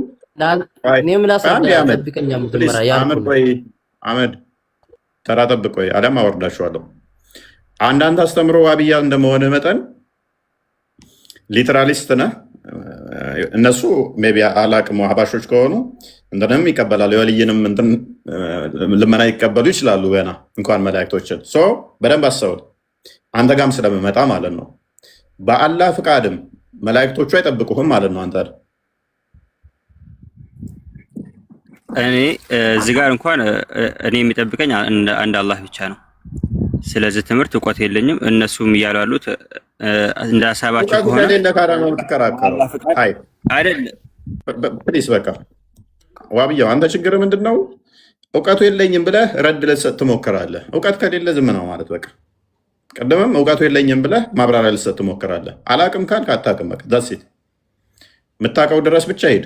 ማታቅ ከሆነ አቁም እዛው ፔሬድ። በቃ ካላወቅህ እኮ አላወቅም ነው። እኔ ምክንያቱም አንተን አሁን መረጃም አልጠይቅም ቻሌንጅም አላደርግም። አላቅም እያልክ ነው እያወራ ያለው። ማታቅ ከሆነ በቃ እነሱ እነሱ ያሉትንም ቻሌንጅ ማድረግ አትችልም። እኔ ራሴ ቻሌንጅ ላደርግ ፈልጌ ነበር እኮ። አላቅም እያልክ ግን መልሰ ረድ እየሰጠ ነው ሰው ያዝ ማይከል። ኤኒዌይስ ወደ አህመድ ልመለስ። እኔ ልንገርህ እስኪ መላኩ ዚክር የሚደረግ ዚክር አለ እና ያን ዚክር ሲታደርጎ እስትግፋር ያደርጉላል ማታ ላይ በቃ የሆነ የሚደረግ ዚክር አለ። እሱን ካደረክ ይጠብቀዋል። ካላደረክም አይጠብቅም ማለት አይደለም። አላህ አይጠብቅም ማለት አይደለም። ከእንትን ያ ዱዓ ካደረክ መላእክቶች እስትግፋር ያደርጉላል። ካላህ እዝነት ምናምን ይለምኑናል። ስለዚህ አማላጆች ናቸው ማለት ነው። አህመድ መላእክቶች ይለምኑልሃል ስላንተ አይደለም? አዎ እስትግፋር ካደረኩ ያደርጉላል። አዎ ሁለተኛ ጨመረልን። አንደኛ ጠባቂ ናቸው፣ ሁለተኛ ስለ እናንተ ያማልዳሉ። እኛም ማላጅ ነን ስንል መላእኮችን በምንም ተአምር ሙስሊሞቹ እኛ መቃወም አይችሉም። እነሱ ምን ስለሚያምኑ መላእክቶች ለእኛ ይለምኑልናል ብለው ስለሚያምኑ ማለት ነው። መልእክት ያመጣሉ፣ ከአላህ ወደ ሰው መልእክት ያመጣሉ፣ ወደ ነቢያቶች ብለው ያምናሉ። መክሉቅና የአላህን እንትን መነጻጸር የለብህም እኮ። መቼ አነጻጸርኩ? እኔስ ይለምናሉ አልከኝ፣ ይለምኑልናል አልክ፣ ተስማማው። እኛም ምን እናምናለን? መላእክቶች ይለምናሉ ስለ ሰው ብለን እናምናለን። ይለምኑልናል ብለን እናምናለን። አንተ ምን አልክ? ይለምኑልናል፣ ምልጃ ያቀርባሉ አልክ። ስለኛ ይለምናሉ። ስለዚህ ዋብዮች በተለይም በዚህ አቋም ላይ ካያችኋቸው እንደ ሽርክ ዘውት ምልጃን በጣም መላእክቶች ይለምኑልናል የሚለውን እንደ እንትን ነገር ያዩታል። አይጠብቁም፣ አያማልዱ ምናምን የሚል ሳክስ የለም ማለት ነው። ውሸት ነች አስተምሮታችን ላይ እንደሚለምኑ ሰው ራሱ ዱዓ ያደርግልህ። አሁን ሌላ ተውና መላእክት ተውና ሰው ራሱ እኮ ሊጠይቅልህ አይችልም። ወላሂ ይችላል። እኛ ማናምናለን። አህመድ ዋብዮች ግን አያምኑም። ለአንተ አሁን ሂዳያ ብጠይቅ ያ አላህ አሁን ይፎን ወደ እስልምና አስጠጋው ብዬ ቢለምንልህ አልችልም። ሰው ራሱ እኛ ማናምናለን እኮ እኛ እናምናለን። የእናንተ አቋም ውስጥ ደግሞ ምን አለ? ይሄ አይቻልም ብለው የሚያምኑ ስላሉ ነው። ዋብያው ለምሳሌ አያምንም። አሁን አቋሙን በደንብ አላጠራም እንጂ አያምንም። ምልጃም አይቀበለው። አለሱና ወልጀማ ነው። ሙስሊም አንድ ነው። የሚጠብቀኝ አንድ አላህ ነው ተናግሬያለሁ። አላሁ ተዓላ ብቻ ነው የሚጠብቀኝ። እነሱ መላእክቶቹ በአላህ ፈቃድ ይጠብቁናል ብለዋል። ስለዚህ ሽርክ ፈጽመዋል ማለት ነው። እሱን እኔ ያላምንበትም እኮ አታምንበትም ብቻ ሳይሆን ሽርክ ነው አይደለም? ይሄን አስረዳን። እሺ ጣልቃ ምገባ ትሆነ እጠይቅሃለሁ። ኔክስት ግን ከስር ትሆናለሁ። አብያ ደጋግመህ ኢንተራፕት እያደረግህ ስለሆነ አላምንበትም ይሄን አስተምሮ አልክ። መላእክቶች በአላህ ፈቃድም አይጠብቁም ብለህ ካመንክ ንገረን። ይሄን አቋምህን በአላህ ፈቃድ ይጠብቃሉ ወይንስ አይጠብቁም? አላምንበትም ብቻ የሚለው አስተምሮ ስለማይሆን እንትን ስለማይሆን ማለት ነው። ዚክር ካደረከው እንደ ዘበኛ እንትን ይደረግላል እንጂ ዚክር ካላደረከው አላህ ነው የምጠብቀው። ግን ዚክር ካደረከው ዱዓ ያደርጉልሃል፣ ኢስቲግፋር ያደርጉልሃል ነው እንጂ እነሱ ነው ጠባቂ አላልኩም። አትሊስት ዚክር ምንም በአላህ ፈቃድም በለው በማንም ፈቃድ ይሁን whatever it is ቤትም በየትኛውም ለአንተ ምልጃ ያቀርባሉ፣ ጥበቃም ያደርጋሉ። ኤኒዌይስ ማድረግ የሚችለው እኔ ነኝ እኮ። ምን ማድረግ የምችለው? እኔ ዱዓ እንዲያርግልኝ የሚችለው እኔ ነኝ እኮ ማድረገው።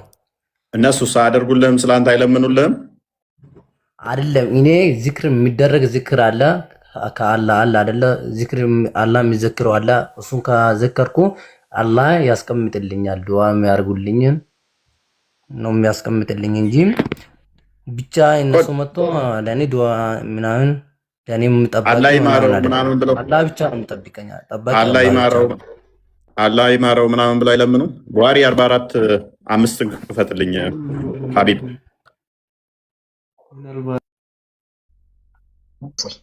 44:5 ምን 44 ቡሃሪ ኤም ምን አልክ? የሆነ ጥያቄን አንተ መጠየቅ ፈልጌ ነበርኩ። እሺ አሁን መኪና ላይ ያልከው ነገር ማለት ነው። እሺ ሚካኤል ይጠብቀን መጽሐፍ ይሻላል ወይስ ኢየሱስ ይጠብቀን? የትኛው ነው የሚሻለው? በንጽጽር ፈጣሪን ከፍጡር ጋር አታስቀምጠውም በመጀመሪያ ደረጃ። በሁለተኛ ደረጃ ግን ሚካኤል የሚለው ስም የአምላክን ስም የተሸከመ ነው፣ የአምላክን ስም የያዘ ነው። ኤል የሚለው ራሱ የአምላክን ስም የያዘ ስለሆነ ማለት ነው። ማን እንደ እግዚአብሔር ማለት ነው ሚካኤል ማለት በራሱ። ስለዚህ ያ ማን እንደ እግዚአብሔር ያለ እንደማለት ነው። ማንም የለም የሚለው የሚያመጣ ነው። ስለዚህ እንደዛ ነው። እኛ ጋር ትርጓሜው ስሙ ራሱ የአምላክን ስም የተሸከመ የያዘ ስለሆነ ማለት ነው። ሳሂህ ቡኻሪ 44:5 ላይ እንደዚህ ይላል። ይታያል። አዲሱ አረብኛ ይሆንልን እንግሊዝኛው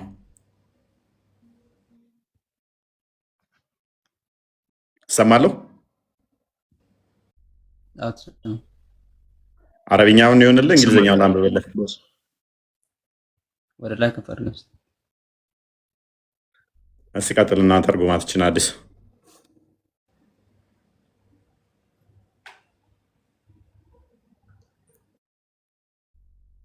አህመድ ተመለስ። እየተረጎምክልን ነው፣ አንብቡልን። እሺ ሙስሊሞች ፖዝ ትመሩ ከሆነ ፖዝ መሆን አይቻልም። ፖዛችሁ ነው ያያሰጧቸው ነው። እኔ ነው ወይስ አህመድ ነው? ያ ተርጉምልን።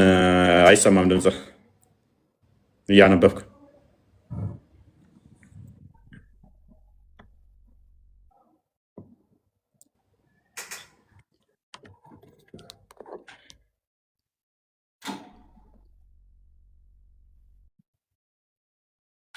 አንድ ሰው በመስጊድ ውስጥ ሲቀመጥ ሰላት እስከ ሰላት ሲጠብቅ መላኢካ ለሱ ዱዓ ያደርጉለታል። እሺ እስከ መቼ? እዚህ ላይ የሆነ ክራቴሪያ ማለም ይሐዲስ ማለት እዚህ ላይ ተርጉማት ሌላ ነገር እስኪያወራ ኖ ከምናምን ካወራ ወሬ አይደለም፣ ወሬ አይደለም። እረፍ። ወሬ ሳይሆን በስርዓት ተርጉም።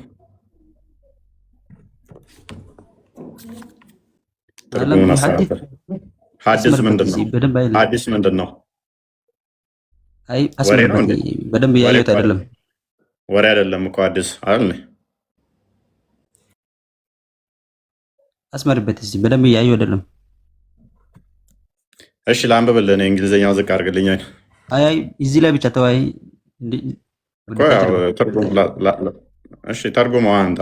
ፊደሉን እያዩ አይደለም። የሆነ የጠራጠርኩት ነገር አለ ታውቃለህ እኮ። በስርዓት አልተረጎምከውማ። ወደታች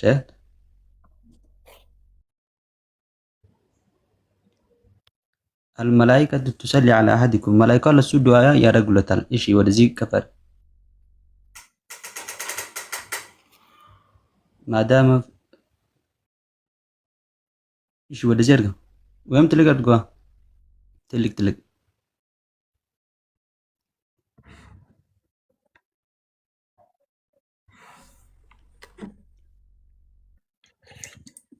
ያውና መላኢካ ዱዓ ለሱ ያደርጉለታል። ምን እስካላደረገ ድረስ ማለም ይሕዲስ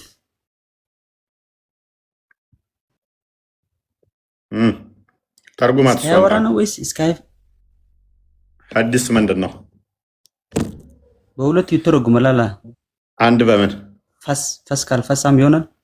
ትክክል። ፈሱን እስካልፈሳ ድረስ ፈሱን ከፈሳ ውድህ ይበላሻል አይደለ? ያ መላኢካዎች ዝቅ አድርግልኝ። አዲሱን እናንብበው ሙሉን። ሳሂህ ቡኻሪ 4:45 ላይ እንደዚህ ይላል። ናሬትድ አቡ ሁረይራ እንደተረከው አላህስ ሜሴንጀር ሰይድ ያላ መልእክተኛ እንዲህ ብሏል። ኤንጅልስ አንድ የሚታርገው ይደርባል። ኤንጅልስ ኪፕ ኦን አስኪንግ አላህስ ፎርጊቭነስ ፎር ኤኒ ዋን ኦፍ ዩ አስ ሎንግ አስ ሂ ኢዝ አት ሙሰላ ኦር ፕሬይንግ ፕሌስ ያለ መልእክተኛ እንደዚህ ብሏል። መላእክቶች ስለእናንተ ያንዳንዳችሁ በጸሎት ቦታ በሙሰላው ቦታ ላይ እስከሆናችሁ ድረስ ምን ያደርጉላችኋል? ምህረት እንዲደረግላችሁ ይለምኑላችኋል። እንትን በለው ቀነሰሪውስ and he እንትን በለው he does not pass wind or hades ፈሱን እስካልፈሳ ድረስ ማለት ነው። ምንም ያደርጉላችሁ የሚለምኑላችሁ ምን ይላሉ?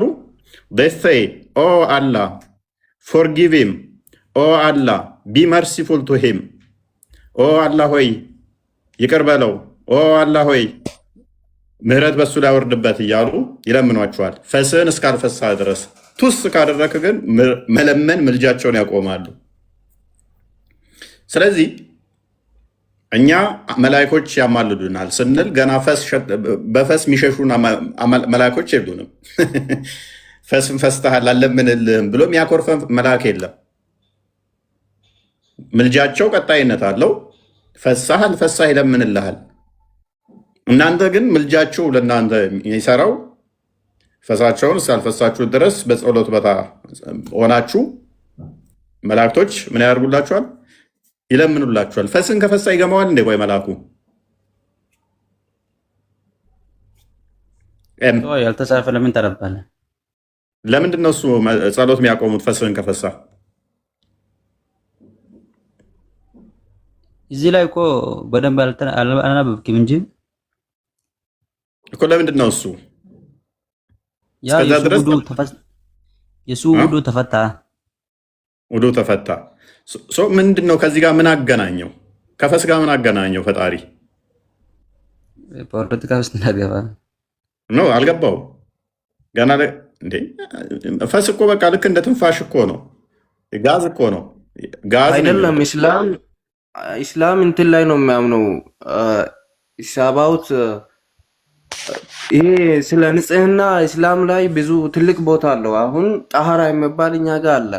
አሁን እንደፈለክ አርና ሽንት ሁሉን ይዘ መስጊድ መግባት አትችልም። ያን ይዘ ደግሞ መለመን አላህን መከጀል ምናምን አትችልም። ፈስን ፈስታ አላህ ፊት ለፊት መቆም አትችልም። ከሁሉም ጸርተ ነው የምትቆመው።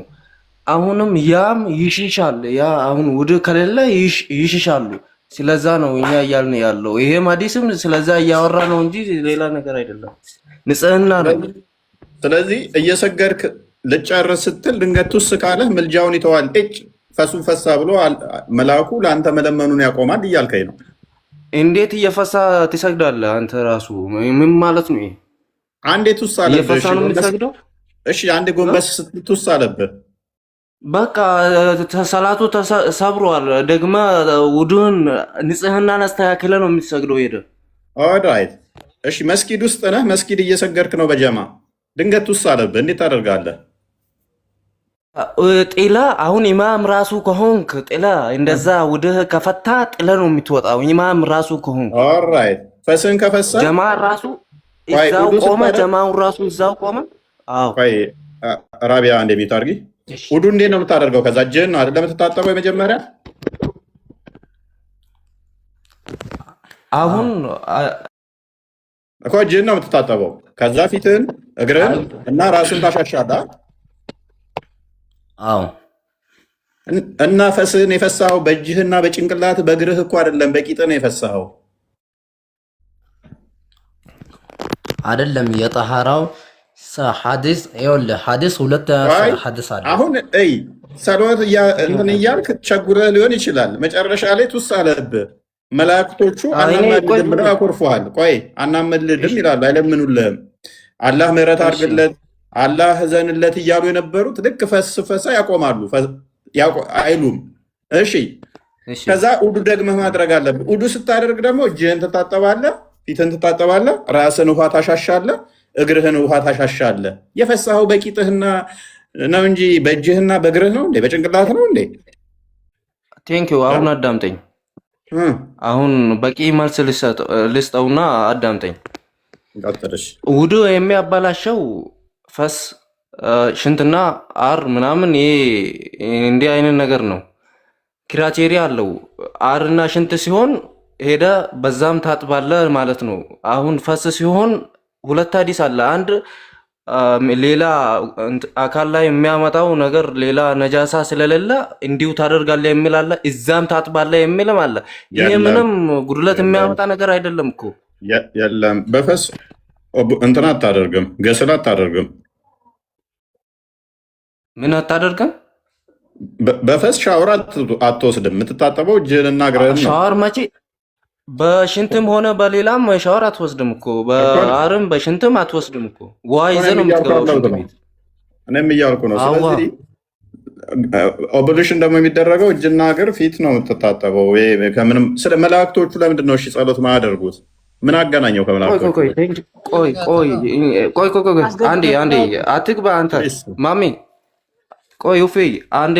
አሁን አንተ የምታምነው ያ ቀጥታ ያ ነጂሳን ያወግዳል ምናምን ለሚል አይደለም እኛ የምንጣጠበው። አሁን ሽንት ከሸና በኋላ ወጣ እጅ እግር ምናምን ነው የምታጥበው። የአንተን አትያትን እያጠብክን ያለው እንጂ ያ ነጃሳ እዛ አንድ ቦታ ብቻ ነው ያለው እኮ። እኮ እኔም እኮ ነው ይሄ የምለው እሱ ነው። አላህ ፈስ የወጣው ያስቀመጠልን ክራቴሪያ ነው። ፈስ የወጣው ከኋላ አንተ የምትታጠበው እጅህንና ፊትህን፣ አው መላእክቶቹ ደግሞ አንተ አትያት አንጸልይልህም። የምትሰራው ቦታ ቆይ አንተ ሴትን የምታየው በአይን ነው። ሌላ ወንጀል የምትሰራው በእግር ነው በእጅ ነው። አንተ አሁን ይሄ እንትን አለው ከባክግራውንድ ሌላ ነገር አላህ ያስቀመጠው ነገር አለ እንጂ አንተ የምታየው እንዲሁ በግልጽ አንተ የምታየው ነገር አይደለም እኮ ይሄ።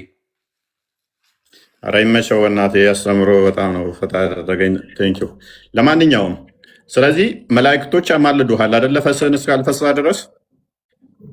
አዎ ኦኬ። ስለዚህ አማላጆቼ ናቸው ማለት ትችላለህ። አሁን እዚህ ላይም የሆነ ነገር ልንገር። እናንተ አሁን የተወሰነ ክርስቲያኖች አሁን ይሄ ነገር ከቅድም ጥያቄ ላይ የተነሳ ነገር ነው። አንዳንድ ክርስቲያኖች ቀጥታ ሚካኤልን ነው የሚለምኑት። ሚካኤል እንዲሆንልኝ ነው የሚሉት።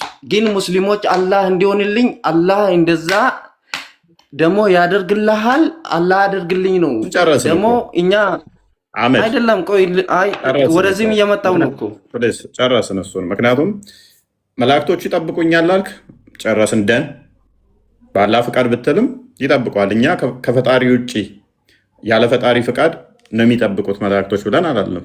ይጠብቁናል፣ ያማልዱናል ብለን እናምናለን። ያማልዱናል። ሲያማልዱን ገና ለገና ፈስፈስተሃል ስለዚህ አናማልድህም አይሉንም። ያማልዱናል፣ ይለምኑልናል። ጸሎታችንን ወደ ፈጣሪ ያደርሳሉ። አብረው ጸሎት ያደርጉልናል፣ ይለምኑልናል። አንተ ደግሞ ፈስህን እስካልፈሳ ድረስ ይለምኑልኛል ብለህ ታምናለህ። ምንድን ነው ካደኛ ጋር ተቃውሞ? ሜይ ቢ ከፈሱ ውጭ እኔ እናንተ የተለያየንበት ምንድን ነው? በሽር ይሰማል? ድምፅ ታውጧል። ሰላም አላችሁ? አይሰማም? ድምፅ ታውጧል። ትንሽ ከፍ ካላደረግ ብዙም። አሁንስ? አሁን ይሰማል። እንኳን ደህና መጣህ። እንኳን ደህና ቆያችሁ። መልካም። መላእክቶች ያማልዳሉ ብለህ ታምናለህ? አዎ ያማልዳሉ። አማላጅ ናቸው መላእክቶች? አዎ አማላጅ ናቸው። ስለዚህ ከአላህ ሌላ አማላጅ አለ እያልከኝ ነው? አላህ አማላጅ አይደለም ሲጀመር። ምን? አላህ አማላጅ አይደለም። ወደሱ የሚማለዱት ድገመው። አላህ አማላጅ አይደለም። አማላጅ ማለት ኦኬ፣ በደንብ አስተውሉ። አላህ ነው። አላህ አማላጅ አይደለም፣ የሚያማልዱኝ መላእክቶች ናቸው ብሏል። ሱራ 6:51 ክፈትልኝ።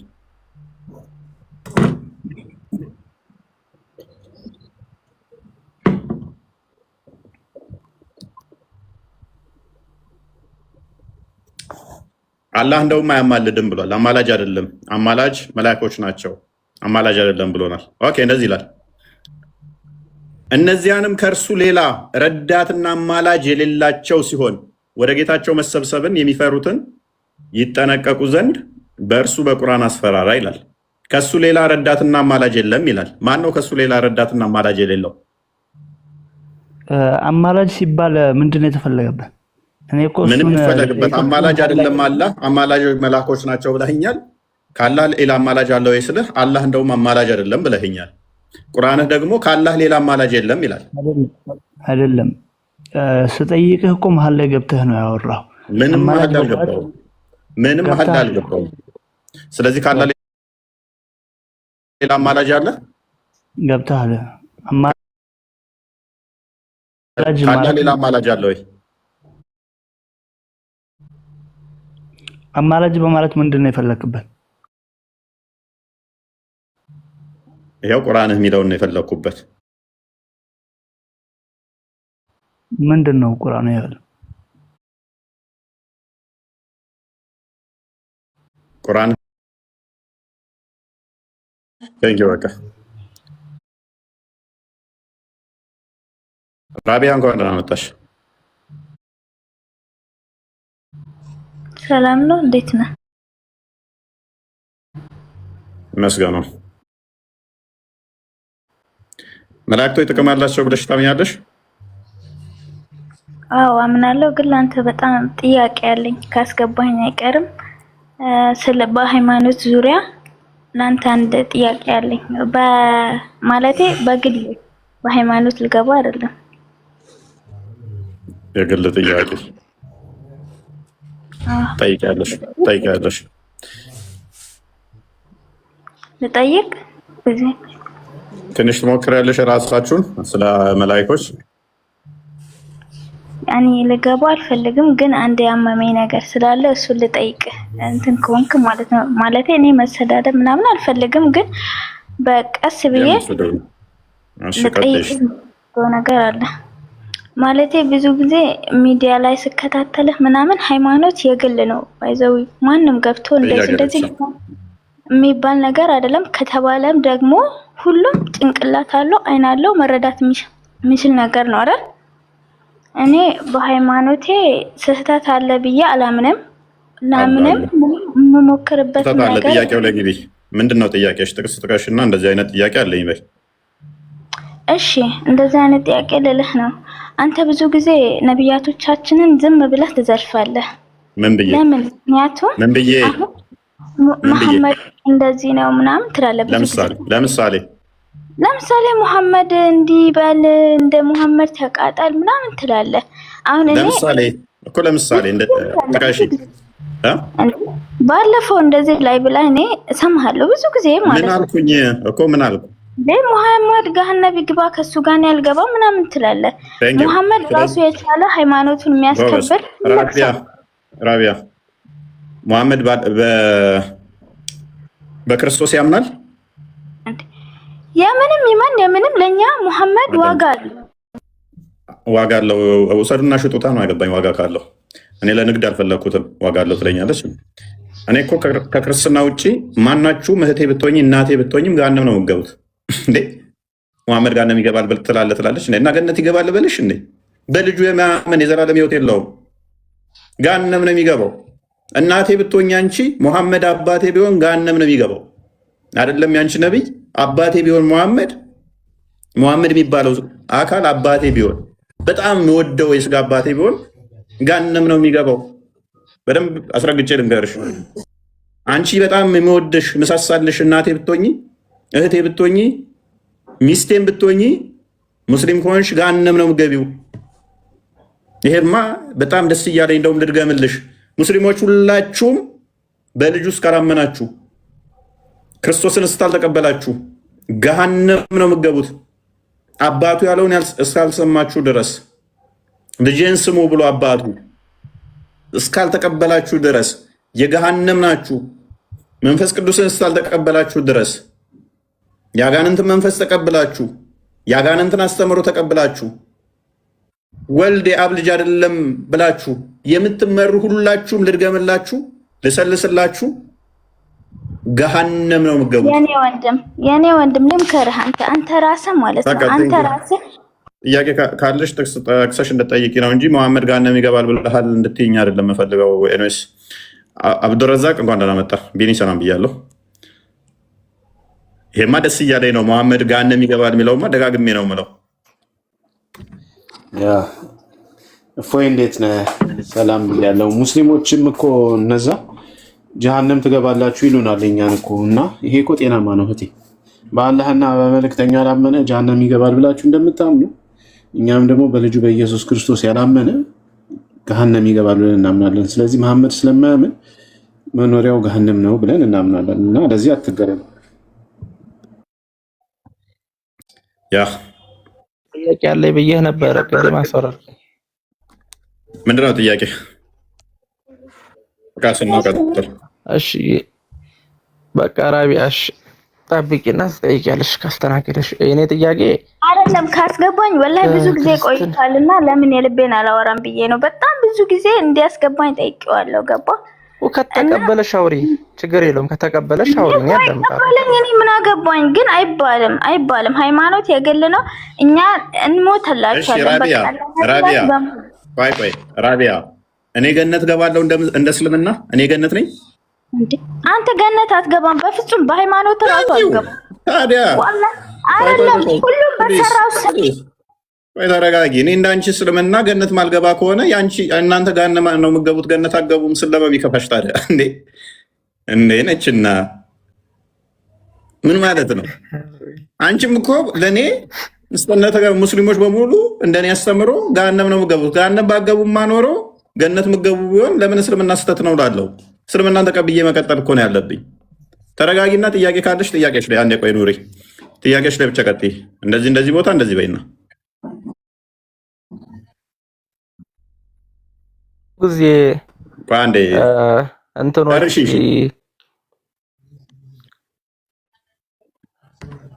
ትጨርስ። ቆይ ላውራ እኔ ነኝ እሷ ትጨርስ። ቆይ ራቢያ ሚዩት ነሽ። ራቢያ እያወራሽ ከሆነ አይሰማ። አሁን ትሰሚያለሽ። ተረጋጊና ጥያቄ ብቻ ጥያቄ። እኔ በጣም ተረጋግቻለሁ። እኔ እንትን አልፈልግም። ሲጀመር ግን ልንገርህ፣ ሃይማኖትም ምንም ሊሆን ይችላል። ምንም ሙስሊምም ልትሆን ትችላለህ። ምንም ልትሆን ትችላለህ። ስራህ ነው። ገባህ? ነገ ፈጣሪ ፊት የሚያቆምህ ገባህ? ምንም ልትሰራ ትችላለህ። ዱንያ ላይ ምንም ሊኖርህ ይችላል።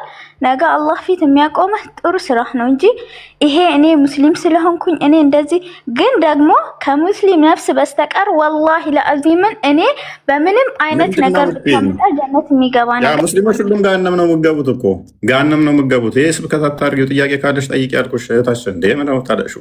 እኔ አይደለሁም ያልኩት። ሱራ 1971 ላይ ሁላችሁም ወደ እርሷ ወራጅ እንጂ አንዳችሁም አትቀሩም ይላል። አንዴ ሁላችሁም የት ከናንተ ወደ እርሷ ወራጅ እንጂ አንድም የለም። መውረዱ ጌታ የፈረደው ግዴታ ነው። ገሃነም እንደምትገቢ ቁርአንሽን ያስቀመጠው። ገሃነም ገብተሽ ተቃጥለሽ ነው የምትወጪው። ከወጣሽም ያውም በቁርአን ውስጥ ቆይ ተቃጥላችሁ ትወጣላችሁ የሚል ቁርአን ውስጥ ሽታውም የለም። ሰው ከሰራ የትኛውም ሰው ዱንያ ላይ አላህ ሱብሃነሁ ወተዓላ ካዘዘ ውጭ አታልቅሽ። አሁን ወደ ቶፒክ መልሰው። በቃ ፓራፍሬዝ አድርገው እንትና ሳሚ። እሺ ልጠይቅ፣ እድሉን እየሰጠኸኝ አይደለም። እፎይ በባጭሩ መሐመድ ገሃነም እሳት የሚገባው ስንል ኦብቪየስሊ ክርስቲያን ስላልሆነ ነው። ቶፒኩ ላይ አድርገውና እሺ ቀጥልና ቀጥልሽ። እፎይ እኔን አዳምጠኝና ጠይቄ ልውጣለህ። አዳምጣለሁ። ቆይ አንዴ ተረጋጋ። ኑሪ አንዴ ተረጋጋ። ስለዚህ ኦብቪየስሊ መዳን በሌላ በማንም የለም እንድንበት ዘንድ ከሰማይ በታች የተሰጠ ሌላ ስም የለም ነው የሚለው መጽሐፍ ቅዱስ። መዳን በኢየሱስ ብቻ ነው፣ በክርስቶስ ብቻ ነው። በኢየሱስ ያላመነ ሰው ክርስቶስ ኢየሱስን አምኖ ያልተቀበለ ሰው አይድንም። ይሄንን ነው የምንለው። ሌላው አሁን በቶፒኩ ስንሄድ ችግሩ እኮ መሰለፍ ወይ አሁን ስለ መላእክት ያላቸው መረዳት እስልምና ራሱን የቻለ ሃይማኖት አይደለም ማለትም ማለት ነው። እያንዳንዱ ነገር ከክርስትናና ከይሁዲነት ወይ ደግሞ ከአዲስ ኪዳንና ከብሉይ ኪዳን ስለሆነ አስዩም የሚያደርገው ራሱን ችሎ የእነሱን ፋንክሽን አዲኩዌትሊ ማብራራት የሚችል ሃይማኖት አይደለም። ኦኬ መጽሐፍ ቅዱስ ስለ መላእክት በጣም ዲፕ ነገር አለው። ምናልባት አሁን መላእክት በመጽሐፍ ቅዱስ ርዕሱ ስላሉና ላንሄድበት እንችላለን። ግን ራሱን ችሎ መጽሐፍ ቅዱስ ያስተምራል። እስልምናውን ግን ካየኸው ኢምፕሊሲትሊ ባካፕ የሚያደርገው ወይም ደግሞ የሚደገፈው በመጽሐፍ ቅዱስ ላይ ስለሆነ ራሱን ችሎ የመላእክትን ጥቅም ወይ ደግሞ የመላእክትን አገልግሎት መናገር አይችልም። አየኸው ከጌታ ዘንድ ወደ ምድር 50 ሺህ ዓመት ይፈጃል ነው የሚለው ቁርአኑ ካያችሁት 50 ሺህ ዓመት ይፈጃል። ስለዚህ በሰማይና በምድር መካከል የሚለካ ዲስታንስ አለ። መላእክትም ያንን ዲስታንስ ነው የሚወርዱት። ስለዚህ ጅብሪል 50 ሺህ ዓመት የሚፈጅን ዋሂ አውርዶ ከሆነ ሄደው እንዴት ነው ለመሐመድ 23 ዓመት ሙሉ ሲገለጥለት የነበረው? 50 ሺህ ዓመት ሙሉ ከተመላለሰ እንዴት ነው ለመሐመድ ዋሂ ሲያወርድለት የነበረው 50 ሺህ ዓመት ሙሉ ሲመላለስ? ስለዚህ ይሄንን ኢንተርናል ኮንትራዲክሽን ወይም ደግሞ ራሱን ችሎ መግለጽ አለመቻሉ የአምላክ ቃል አለመሆኑን ነው የሚያሳየው፣ ወይም ደግሞ መገለጡ ከአምላክ እንዳልሆነ ነው የሚያሳየው፣ ኮሄረንት ስላልሆነ ማለት ነው። እና ቅድም የተነሱት ሀሳቦች አሉ። ከዚህ ነው ይህንን ነው ከዚህ የምንረዳው። ቴንክ ዩ። ምንድን ነው ኑሮ ይቀጥል። እሺ የእኔ ጥያቄ ቀለል ያለ ነው፣ ብዙም አላንዛዛም። የኔ መጀመሪያው መስቀሉ ይሄ አሁን ትላልቅ ጳጳሳቶች ምናምን ይዘው በኪሳቸው ይዘውት የሚሄዱት መስቀል የሚያሳልሙበት ነገር ምንድነው ትርጉሙ? ሌላው ደግሞ ሴቶች ክርስቲያን ሴቶች አብዛኛውን ራቁታቸውን ካለባበስ አንጻር የሚሄዱበት ከሃይማኖቱ አኳያ እንዴት ነው ይፈቀዳል ወይስ አይፈቀድም? ግማሾቹ በታይት አብዛኞቹ በራቁትም በተለይ ሰለጠን የሚሉ ሴቶች እንደዛ የሚሆኑበት ከሃይማኖቱ አኳያ እንዴት ነው ይፈቀዳል አይፈቀድም? ብዙዎቹ ደግሞ ክርስቲያን ሆነው ኦርቶዶክስ ሆነው በጣም እናቃለን የሚሉ የቤተ ክርስቲያንን ትምህርት ያላቸው ተረት ኤኒስ ቢኒ ትሄድበታል ቃል ቢኒ እሺ ልሂድበት። ምናልባት ቅድም ራቢያ ያለችው ላይ እንደው ሙስሊሞችም ከተስማማችሁበት በሱ ሐሳብ ያው መልስ የምትሰጡት ይሆናልና እንግዲህ ስራ ነው ብላለች። ቅድም ስራ ነው የትም ቦታ ብትሄድ ስራ ነው አምላክ ፊት የሚያቆም ብላለች። እና እንግዲህ እኔ ምናልባት መልካም ስራ ካለኝ በእስልምና ሰላምን እድናለሁ ማለት ነው እንደ ረቢያ አስተምሮ ሙስሊሞች ይሄን ትነግሩኛላችሁ። ሰው ሳያምን በመልካም ስራ ብቻ ወደ ድነት ይደርሳል። ይሄን ብላ ስለተናገረች ይሄን እንድታረም ነው።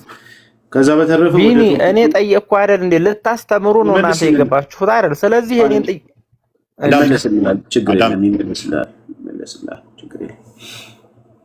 ይመለስላል። ከሰዎች ባህሪ አንጻር ያመጣው እንግዲህ መጽሐፉን ነው እያየን ያለ ነው እንጂ ሰዎችን ኢንዲቪጁዋሊ ይሄ ሰው እንደዚህ ያደረገ ይሄ ሰው እንደዚህ ያደረገ ልንል አይደለም። እዚህ የተቀመጥ ነው ሃይማኖቱን ነው። ከሃይማኖቱ ይፈቀዳል አይፈቀድም ነው። እሺ በቃ አዳም ብሎ ችግር የለም እንመልስልሃለን። ከሃይማኖቱ አንጻር ያለውን አስተሳሰብና የሃይማኖቱ የሚፈቅደውን ነገር እንመልስልሃለን። ችግር የለም። ስለዚህ ከዚህ አንጻር ልጅቷ የተናገረችውን በኋላ ላይ ሙስሊሞች እንድትመልሱልኝ ፎይ እንግዲህ ሲናገር የነበረው ምንድነው ሙስሊሞች በጠቅላላ ጀሃነም ናችሁ ይላል። አንደኛ የቁርአናዊ ማስረጃ አለ። ሁለተኛ አኮርዲንግ ቱ መጽሐፍ ቅዱስ ወይም እንደ ክርስትና አስተምሮ የአሕዛብ አማልክት በጠቅላላ አጋንንት ናቸው። ከክርስቶስ ውጭ መዳን ስለሌለ ክርስቶስን ካልተቀበላችሁ አድኑም። ስለዚህ ይሄን እናምናለን። ሰው ከዛ አንጻር እሺ ኦኬ ከዛ አንጻር ነው የኔ የተናገረው። አሁን ኑሬ የጠየቀው ጥያቄ አለ። ጳጳሳት ቀሳውስት ምናምን የሚይዙት መስቀል ምንድነው ትርጉሙ የሚልን እና ለምንድን ነው የሚያሳልሙት ነው መሰለኝ። አይ ቲንክ ያ ነው ጥያቄ። ኑሬ እንግዲህ መስቀሉ ያው ክርስቶስ የተሰቀለበት መስቀል ነው። ሰይጣን ድል የተነሳበት ነው። ህይወት ያገኘንበት መስቀል ነው። ስለዚህ ያ መስቀል የክርስቶስ ስጋና ደም የተቆረሰበት ነው። ክብር ይገባዋል፣ እናከብረዋለን። ቅዱስ ጳውሎስ ሲናገር ከክርስቶስ መስቀል ውጭ ትምክህት ከኔ ይራቅ ብሎ ይናገራል። የሆነ ሰው ድምፅ አለ። ኑሪ ሜተር ኑረዲ ሜተር እና ከክርስቶስ መስቀል ውጭ ከኔ ትምክህት ይራቅ ይላል። ስለዚህ ትምክህታችን መስቀል ነው። ያ መስቀሉ እንጨት ነው እናውቃለን፣ እንጨት እንደሆነ እናውቃለን። ግን ያን መስቀል ያከበረው በዛ መስቀል ላይ ያከበረው ክርስቶስ ስለሆነ ያን መስቀልን እናከብረዋለን፣ ምልክታችን አድርገን እንይዘዋለን። በዚህ መስቀል ላይ ክርስቶስ ተሰቅሎ አድኖናል። ስለዚህ ይሄ መስቀል ጠላትን ድል የነሳ ሰይጣንን የቀጠቀጠ ስለሆነ ሰይጣን ሲያው ስለሚፈራ ያን መስቀል የክርስቶስን ስቅለት ሊያስቡና ሊያስታውሱ ካህናት፣ ጳጳሳት ወይም ደግሞ የቤተክርስቲያን ክህነት ያላቸው ስልጣን ያላቸው ይዙታል። ገብቷል። ያ ምንድነው? የክርስቶስ መስቀል ክርስቶስ በዚህ ላይ ተሰቅሎ አድኖናል፣ በዚህ ላይ ደግሞ ሞትን ገሎታል ሲሉ ያን መስቀል እንትን ይሉናል። ለምንድን ነው የምትሳለሙት ካልከን የምንሳለምበት ምክንያት ለምንድን ነው? እግዚአብሔር በዛ ላይ ወይም ክርስቶስ በዛ ላይ ተአምር ስላደረገ መስቀሉ ኃይል አለው ብለን እናምናለን። በዛ በመስቀሉ ኃይል ይደረጋል ብለን እናምናለን። ደግሞ ብዙ አጋንንት በዛ በመስቀሉ ሲወጡም እያየን ስለሆነ ማለት ነው። የእግዚአብሔር ኃይል እዛ ላይ የተገለጠበት የእግዚአብሔር ረድኤት የተገለጠበት ስለሆነ የእግዚአብሔር ኃይልና ረድኤት የተገለጠበት ነገር ሁሉ ለድህነት ይሆናል ብለን እናምናለን። ሌላም ደግሞ ምልክታችንም ነው፣ የክርስቲያኖች ምልክታችን ነው። አንተ ጨረቃም ምልክት እንደሆነ ሁሉ የኛ ምልክታችን ክርስቶስ በመስቀል ላይ ሆኖ ስላዳነን ያ ምልክታችን አድርገን እንይዘዋለን ማለት ነው። ይሄን ከዚህ አንጻር ልትይዘው ትችላለህ ማለት ነው። ሌላው ከሴቶች አንጻር የተናገርከው አለ፣ ከአለባበስ አንጻር የተናገርከው አለ። ኢንዲቪዥዋሊ አንዳንድ ሴቶች ትክክል ያልሆነ አለባበስ ያደርጋሉ፣ ይታወቃል። ኦብቪየስሊ የሚታወቅ ነው። የለም ብለን አንዋሽም። ክርስቲያኖች ብቻ ሳይሆን ሙስሊሞችም እንደዚህ ልብስ የሚለብሱ አሉ። ኢንዲቪዥዋሎችን አይተ ያው መጽሐፉን እንትን አትልም። አንተም የጠየቀው መጽሐፉ ምን ይላል ነው። መጽሐፉ የሚለው ሴት ልጅ በሚገባ ትልበስ፣ በሚገባ ራሷን ትሸፍን ነው የሚለው። ቆሮንቶስ መጽሐፍ ላይ አለ። ቁጥሩን ምናልባት ፎይ ይነግራል፣ አሁን አላስታውሰውም። አንድ ስልክ ላይ ነው ያዝኩትና ቆሮንቶስ መጽሐፍ ላይ ሴት ልጅ በሚገባ ራሷን ትሸልም ይላል። ራሷን ትሸልም ሲል አለባበሷም በትክክል መሆን አለበት። እንዲሁም ጸሎት በምታደርግበት ሰዓት ላይ ጸጉሯን ትሸፈን ነው የሚለው። ጸጉሯን ሳትሸፈን ጸሎት የምታደርግ ሴት ብትኖር ራሷን እንደተላጨች እንደወንድ ነው ማለት። ወንድ ራሱን ሲላጭ የውርደት ምልክት ነው። ኦኬ፣ ልክ እንደዛ የተዋረደች ነው የሚለውን ሀሳብ ያመጣል። መዋረዷን የሚያሳይ ነው። ስለዚህ ጸጉሯን ሸፍና ከመላእክት የተነሳ ጸጉሯን ሸፍና ጸሎት ታድርግ ይላል። ስለዚህ ይሄ የቤተክርስቲያን ውስጥ አለባበስ ስርዓት አለው። ሴት ልጅ እንዴት መልበስ እንዳለባት ኢቭን ወንድም ጭምር መልበስ ብቻም ሳይሆን እንዴት ህይወቷን መኖር እንዳለባትም የቤተክርስቲያን ውስጥ ስርዓት አለ ማለት ነው። እሱ ከቤተክርስቲያን ስርዓት ውስጥ ያለ አስተምሮ ነው።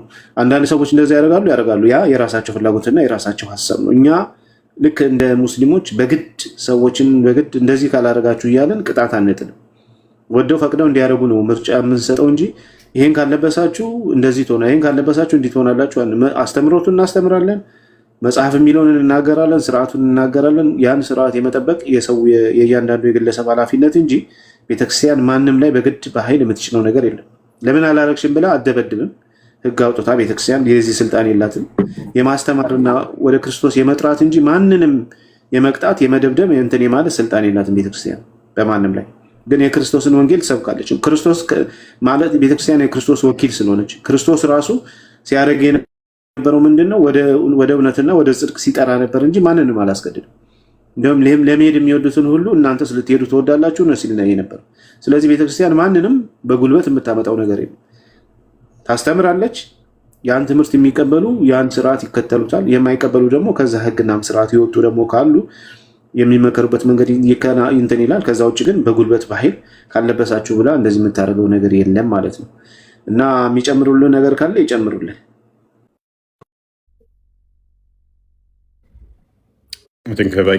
እኔም ጨምር